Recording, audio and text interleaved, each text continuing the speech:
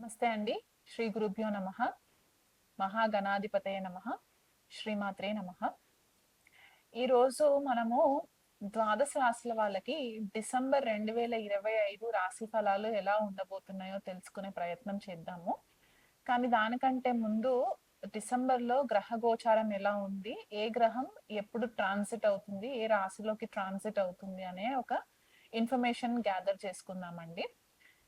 మొదటగా మనము రవి గ్రహం గనక చూసుకున్నట్లయితే రవి డిసెంబర్ 1 తారీఖు నుంచి 15 తారీఖు వరకు కూడా వృశ్చిక రాశిలో సంచారం జరగడము.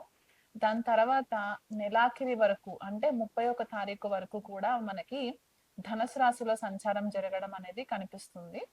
చంద్రుడు ఎలాగో మనకి 2.5 రోజులకి రాశి మారుతూ ఉంటారు కాబట్టి చంద్రుడి పరిజ్ఞానం మనకు అంతగా తీసుకోము మేజర్ ట్రాన్సిట్స్ కి సంబంధించి. సో కుజుడు కనుక చూసుకున్నట్లయితే డిసెంబర్ 7 తారీఖున ధనుసు రాశిలోకి సంచారము. దానికంటే ముందు మొదటి 6 రోజులు కూడా వృశ్చిక రాశిలో సంచారము. రవి కుజుల యొక్క కలయిక మొదటి 6 రోజుల వరకు కూడా ఉంటుంది వృశ్చిక రాశిలో. తర్వాత డిసెంబర్ 7 తారీఖు నుంచి డిసెంబర్ 31 వరకు కూడా కుజుడు ధనుసు రాశిలో సంచారం జరగడం అనేది కనిపిస్తుంది. గురుగ్రహం చూసుకున్నట్లయితే వక్రిగతిలో ఉండి ఫస్ట్ 5 డేస్ అంటే 1 తారీఖు నుంచి 5 తారీఖు వరకు కూడా గురువు మనకి కర్కాటక రాశిలో సంచారం జరిగి వక్రిగతిలో మనకి మిథున రాశిలోకి ఎంటర్ అవ్వడం అనేది కనిపిస్తుంది అనమాట. అండ్ మనము చాలా ఎపిసోడ్స్ లో ఇది వరకు కూడా చెప్పుకున్నాము గురువు మనకి ఈ సంవత్సరం అతిచారి లో ఉంటారు ట్రాన్సిట్ లో అని, అంటే ఫాస్ట్ మూవ్మెంట్ ఉంటుంది.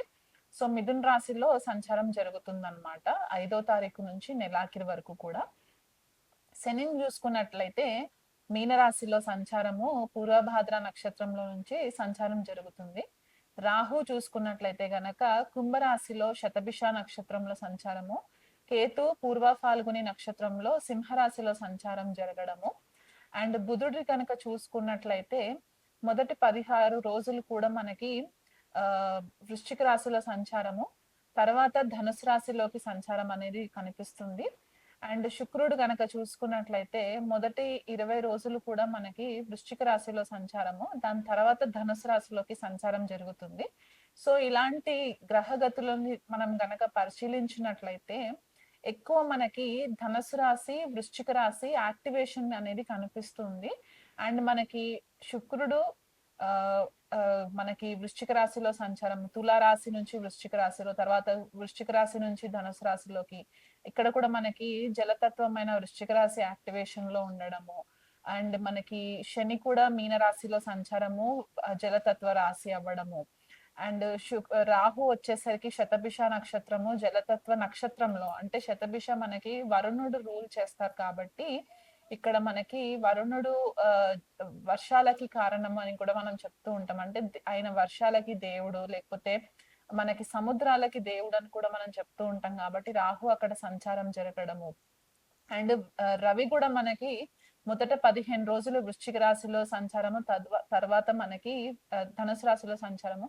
సో ఇలాంటి ట్రాన్సిట్ ని మనము చూసుకున్నట్లు అయితే గనక మనకి గ్లోబల్ లెవెల్ గా చూసుకుంటే మనకి వాటర్ కి సంబంధించి, అంటే జలానికి సంబంధించి కొద్దిగా మనకి ఇష్యూస్ రావడం, అంటే సైక్లోన్స్ రావడము, టైఫూన్స్ రావడము, లేకపోతే వాటర్ కి సంబంధించి యాక్సిడెంట్స్ జరగడం, అంటే కొంతమంది బీచెస్ కి వెళ్ళడము, అక్కడ ఇష్యూస్ రావడము, లేకపోతే యాక్సిడెంట్ జరగడము, వీళ్ళు కొద్దిగా నెగ్లిజెన్సీ తోటి ఉన్నప్పుడు కొద్దిగా యాక్సిడెంట్స్ జరగడము వాటర్ కి సంబంధించి ఇవి ఎక్కువ కనిపిస్తూ ఉన్నాయి. కాబట్టి వీళ్ళనంత మట్టుకు ద్వాదశ రాశులు అందరూ కూడా ఇదొక కామన్ పాయింట్ గుర్తు పెట్టుకోండి. ఎక్కడన్నా నదీ స్థానాలకు వెళ్ళినా, సముద్ర స్థానాలకు వెళ్ళినా కొద్దిగా అలర్ట్ గా ఉండే ప్రయత్నం చేసుకోండి.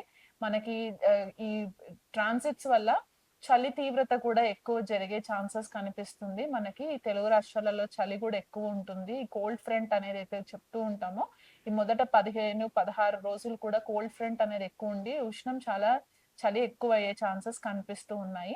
సో అది కూడా ఒకటి మైండ్ లో పెట్టుకోండి.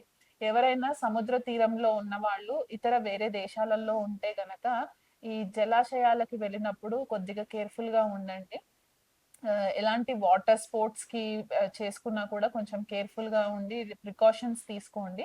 అండ్ ఎమోషన్స్ పైన డెసిషన్స్ తీసుకోకండి. ద్వాదశ రాశుల వాళ్ళకందరికీ కూడా ఇది ఒక కామన్ పాయింట్ అన్నమాట. ఎటువంటి డెసిషన్స్ లైఫ్‌కి సంబంధించి మేజర్ ఈవెంట్స్‌కి సంబంధించి డెసిషన్స్ మీరేవైతే తీసుకుంటారో, అవి ఎమోషన్స్ మీద తీసుకున్నట్లయితే గనక మీకు చాలా మట్టుకు నష్టపోయే ఛాన్సెస్ కనిపిస్తున్నాయి కాబట్టి కొద్దిగా లాజికల్‌గా, ప్రాక్టికల్‌గా ఆలోచించి మీరు డెసిషన్స్ తీసుకునే ప్రయత్నం చేసుకోండి. అండ్ ఇండివిడ్యుయల్‌గా ఏ రాశి వాళ్ళకి ఎలాంటి రిజల్ట్స్ ఉండబోతున్నాయి అనేది నేను మీకు వివరిస్తాను. తులా రాశి వాళ్ళకి లేదా తులా లగ్నం వాళ్ళకి గనక డిసెంబర్ రాశి ఫలాలు చూసుకుంటే తులా రాశి వాళ్ళకి కూడా కొద్దిపాటిగా మెరుగ్గానే ఉందండి ఈ నెలంతా కూడా. ఆర్థిక ఇబ్బందులైతే ఎక్కడ కూడా కనిపించట్లేదు. నెల మొదలు లగ్నాధిపతి అయిన శుక్రుడు లగ్నంలోనే సంచారం అంటే తులా రాశిలోనే సంచారము. తర్వాత ద్వితీయ స్థానంలో ద్వితీయాధిపతితో కలిసి ఉండడము. దాని తర్వాత మళ్ళీ తృతీయ స్థానంలోకి ద్వితీయాధిపతి అయిన గురు సారీ కుజుడితో కలిసి ఉండడము, సంచారం జరగడం అనేది కనిపిస్తుంది. లాభాధిపతి రవి కూడా కలిసే ఉంటారు కాబట్టి, ఈ నెలలో మీకు ఇదివరకు ఎక్కడి నుంచైనా సరే డబ్బులు రావాల్సినవి ఉండి అవి ఆగిపోయి ఉంటే గనక అవి ఈ నెలలో మీకు ఆ డబ్బులు రావడానికి కూడా ఛాన్సెస్ కనిపిస్తున్నాయి. పంచమ స్థానంలో ఉన్న రాహు ఏంటంటే మీ ఇంటెలిజెన్స్, మీ ఆలోచన శక్తి, మీ ఇంటెలిజెన్స్ చాలా స్ట్రాంగ్ గా ఉండడము, షార్ప్ గా ఉండడము, చురుగ్గా ఆలోచించడము, ఏదైనా స్పెక్యులేటివ్ గా మీరు ఏదైనా డెసిషన్స్ తీసుకోవాలనుకున్న, స్ట్రాటజిక్ ప్లానింగ్ చేసుకోవాలనుకున్నా కూడా రాహు చాలా మంచి ఫేవరబుల్ రిజల్ట్స్ లో ఉంటాయి. లాభస్థానంలో కేతు సంచారము ఇది వరకు మిమ్మల్ని నెట్వర్క్ సర్కిల్ నుంచి కొద్దిపాటిగా డిస్కనెక్ట్ చేసున్నట్లయితే గనక ఈ నెలలో మళ్ళీ అలాంటి ఇష్యూస్ ఏం లేకుండా కొత్తగా కొలాబరేషన్స్ అవ్వడానికి కూడా మనకి ఛాన్సెస్ కనిపిస్తూ ఉన్నాయి.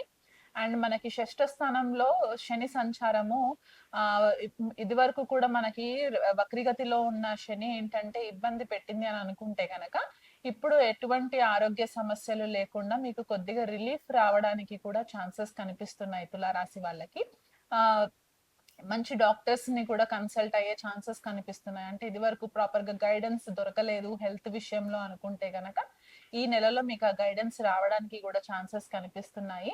అష్టమంలో మనకి ఇక్కడ శుక్రుడు ద్వితీయ స్థానంలోకి సంచారం అయినప్పుడు అష్టమ స్థానం పైన కూడా దృష్టి పడుతుంది కాబట్టి అత్తవారింటి దగ్గర నుంచి కూడా మీకు ఎటువంటి ఇబ్బందులు లేకుండా వీలైనంత మట్టుకు చాలా పాజిటివ్ రిజల్ట్సే కనిపిస్తున్నాయి. మనకి ఇక్కడ భాగ్యస్థానంలో గురు సంచారం కూడా జరుగుతూ ఉంది. ఎందుకంటే డిసెంబర్ 5వ తారీఖున గురువు వక్రగతిలో మిథున రాశిలోకి సంచారం జరుగుతుంది కాబట్టి అది మీకు భాగ్యస్థానం అవుతుంది కాబట్టి ఇక్కడ మీకు కొద్దిపాటిగా ఫేవరబుల్ రిజల్ట్స్ రావడము, దూరదేశ ప్రయాణాలు చేయడము, దూర ప్రాంత ప్రయాణాలు చేయడము, లేకపోతే ఏదైనా దేవాలయాలు విజిట్ చేయడము ఇలాంటివి జరిగే ఛాన్సెస్ కనిపిస్తున్నాయి కాబట్టి ఓవరాల్ గా చూసుకుంటే తులారాశి వాళ్ళకి డిసెంబర్ నెలలో మంచి ఫలితాలు కనిపిస్తున్నాయి.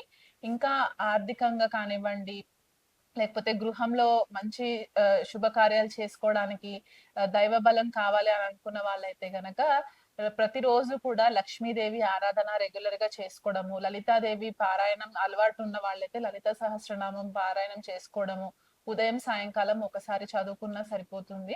అమ్మవారికి మీరు ఎంత దగ్గరగా ఉంటే మీకు అంత మంచి ఫేవరబుల్ రిజల్ట్స్ వస్తాయి.